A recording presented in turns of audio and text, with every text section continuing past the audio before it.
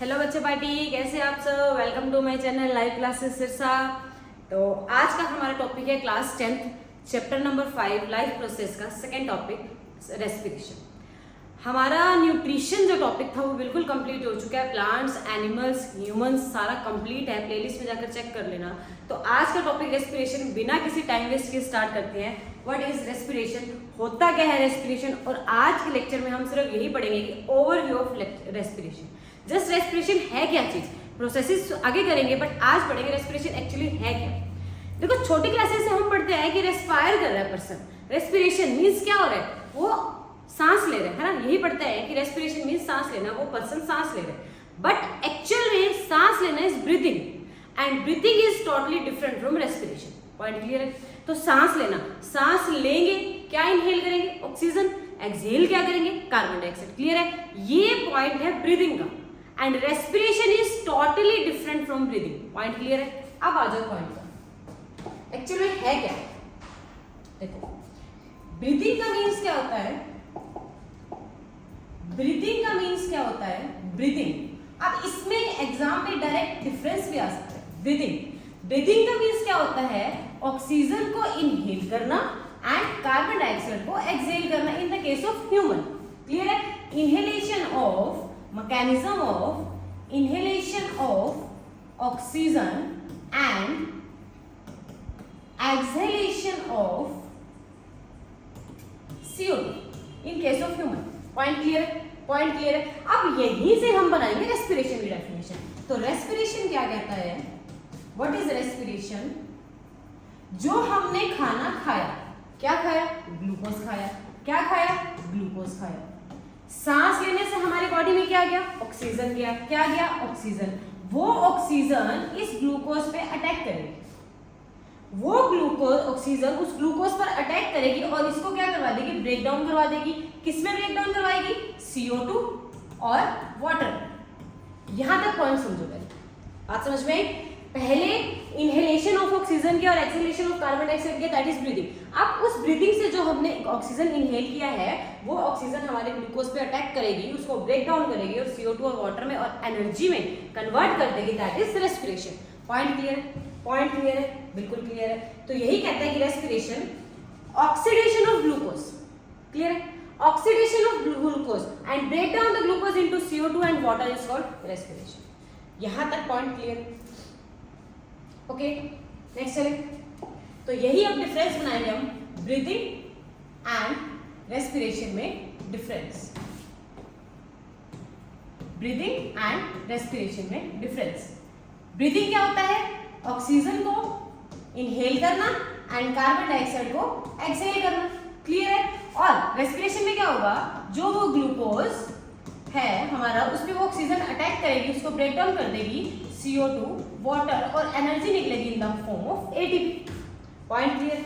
First point, सांस हम खुद से लेंगे, फिजिकली करेंगे। यूं नहीं है, एक मिनट आंख बंद कर दो, हमें सांस नहीं आएगा, मूवी बंद कर लो, हमें सांस नहीं आएगा। मतलब सांस हम खुद से ले रहे हैं, it is physical process, it is physical process, है ना। अब इसमें केमिकल रिएक्शंस हो रही है, ब्रेक डाउन हो रहा है, ऑक्सीडेशन हो रही है, जो हमने केमिस्ट्री के चैप्टर 1 में भी पढ़ा है। तो means this is chemical process, this is chemical process. Clear है। सांस हम फटाफट लेते हैं, फास्ट प्रोसेस। इसमें खाना खाने के बहुत घंटे बाद तक पचेगा, एनर्जी हाथों इंस्टेंट नहीं मिल जाती। तो ये क्या होता है, एक स्लो प्रोसेस है, बिकॉज केमिकल रिएक्शन इजीली नहीं होती, आराम से होगी, स्लोली होगी। Point clear. एनर्जी, इसमें एनर्जी देखो, ATP निकली है, एनर्जी इवॉल्व हुई है, और इसमें हम सांस लेंगे, हमारा जोर लगेगा, इसमें एनर्जी को हम एब्जॉर्ब करेंगे। क्लियर है, क्लियर है। तो बिना किसी टाइम वेस्ट किए हम आगे बढ़ते हैं रेस्पिरेशन के बारे में। देखो, अब यही बता रहा है क्या, रेस्पिरेशन की line to line NCERT read कराऊंगी, सारा क्लियर हो जाएगा। अभी तक कि हमने पढ़ा, we have discuss nutrition in organisms in the last section. The food material taken in during the process of nutrition is used in cell to provide energy. कि जो हमने फूड से न्यूट्रिशन लिया है बॉडी के अंदर, वो यूज होगा और क्या मिलेगी, उससे हमें एनर्जी मिलेगी। और वो यूज कब होगा, जब हम रेस्पायर करेंगे, मींस जब हमारे बॉडी में क्या जाएगी, ऑक्सीजन जाएगी। तो some use oxygen to break down glucose, some use oxygen to break down glucose completely into carbon dioxide, water, and some use other pathways that do not involve oxygen. In all case सब में क्या होगा, अब हम पढ़ेंगे एक एक करके इनका आगे प्रोसेस, फिर इसको भी रीड करेंगे। तो next topic, types of respiration. Types of respiration, there are two types of respiration. There are two types of respiration. कौन कौन से? Aerobic respiration, aerobic respiration, and second one is anaerobic respiration. Anaerobic respiration. Clear? Anaerobic respiration. अब देखो ध्यान से बात समझना, aerobic, aerobic का मीन्स यहाँ से देखो AER, AER माने एयर, एयर में क्या है, ऑक्सीजन। तो बस जो रेस्पिरेशन ऑक्सीजन का यूज करके हो रही है, मीन्स जो ग्लूकोज का ब्रेकडाउन ऑक्सीजन का यूज करके हो रहा है, दैट इज एरोबिक रेस्पिरेशन। या अभी तक क्या पढ़ते हैं, the respiration takes place in the presence of oxygen, that is aerobic respiration. Clear है? अब यहाँ पे आ गया वर्ड एन, एन का मीन्स क्या होता है, एब्सेंस। एयर में क्या है, ऑक्सीजन। तो मतलब इस रेस्पिरेशन में ग्लूकोज का ब्रेकडाउन तो होगा, बट ऑक्सीजन के इन्वॉल्वमेंट के विदाउट। पॉइंट क्लियर है? पॉइंट क्लियर है? तो respiration takes place in the presence of oxygen, respiration takes place in the absence of oxygen. यहाँ तक पॉइंट क्लियर है? अब हम इन दोनों की रिएक्शंस लिखेंगे, बिल्कुल दोनों पैरेलल लेके चलेंगे। पैरेलल लेके क्या चलेंगे, एरोबिक और एनारोबिक के बारे में। एरोबिक एंड एरोबिक, देखो दोनों में ही ग्लूकोज का ब्रेकडाउन होना है। तो फर्स्ट स्टेप दोनों में ही सेम रहेगा, C6H12O6, C6H12O6। टूट गया? क्लियर?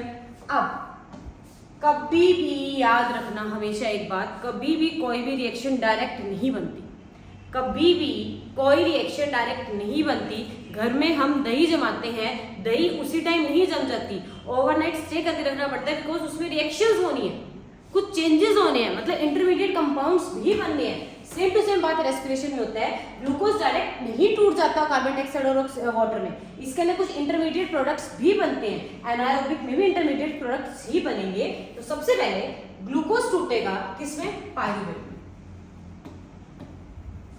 सिमिलर ग्लूकोज टूटेगा पायरुवेट में। टूट गया?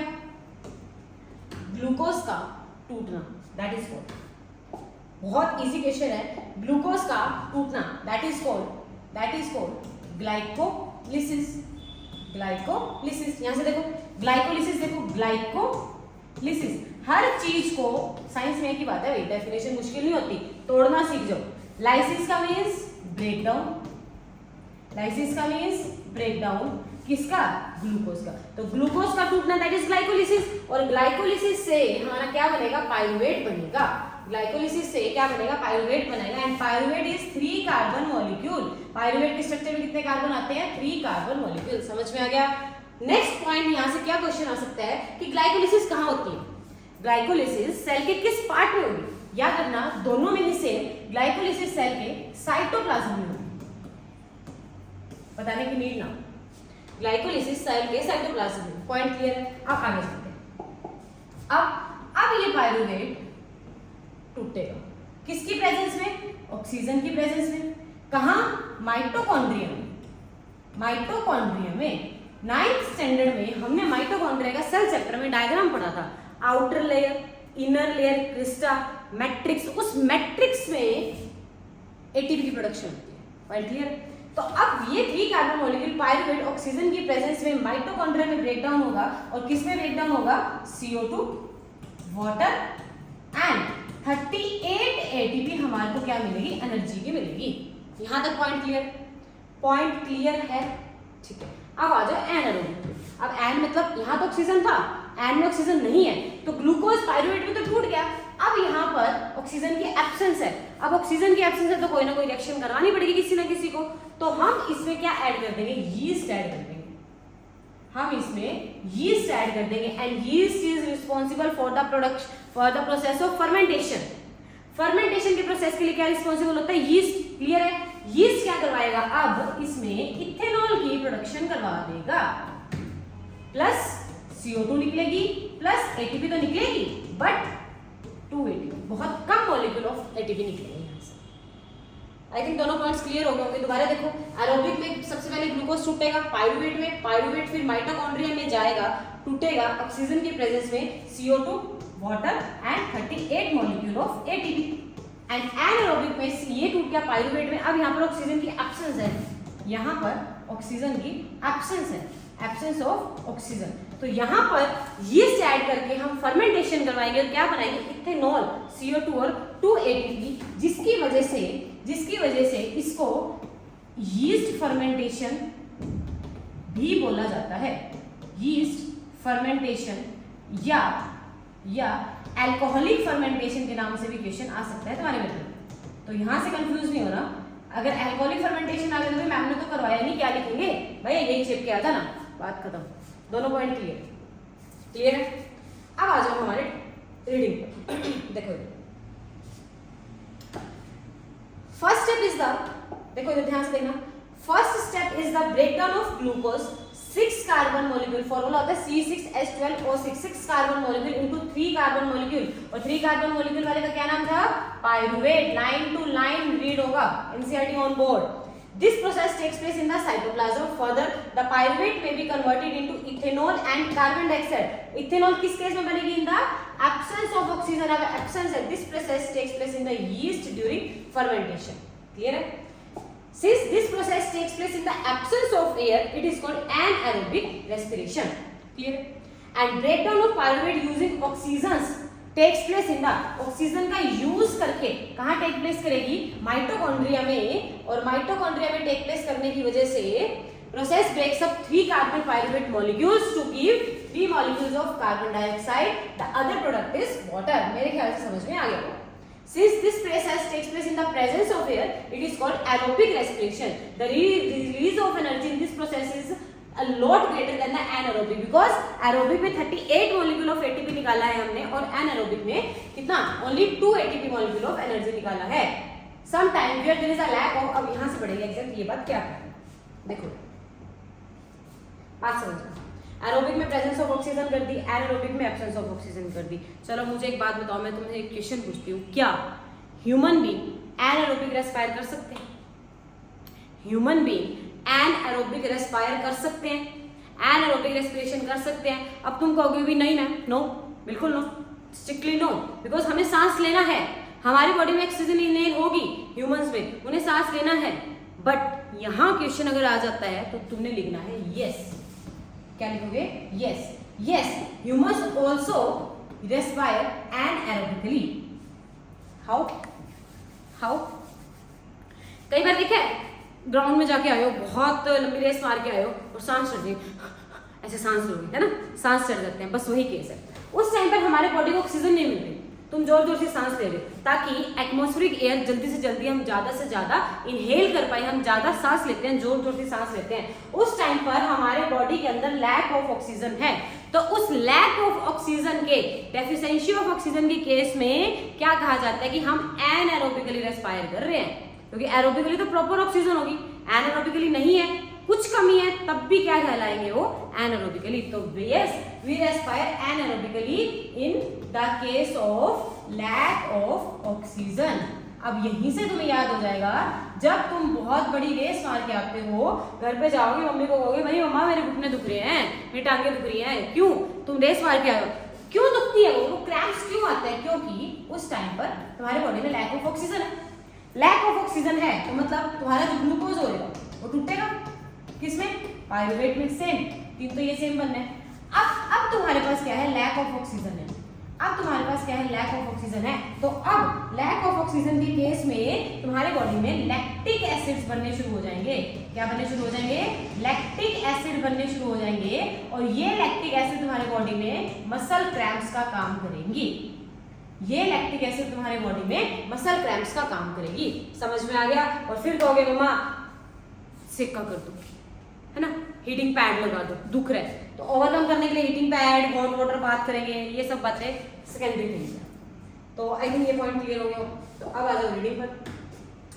When there is a lack of oxygen in our muscle cell, another pathway for the breakdown of pyruvate is taken. Here the pyruvate is converted into lactic acid, which is also 3 carbon molecule. The build up of lactic acid in our muscle during sudden activity cause cramps. Clear?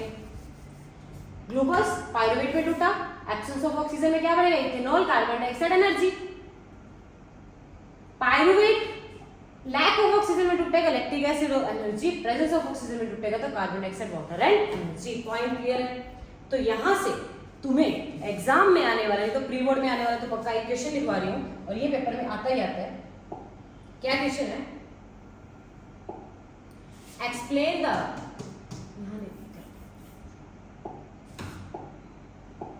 explain the different pathways, explain the different pathways in which, explain the different pathways in which glucose is broken down. अलग अलग path, explain the different pathways in which glucose is broken down. देखो मैं star लगा रही हूँ, बहुत सारे important है ये क्वेश्चन.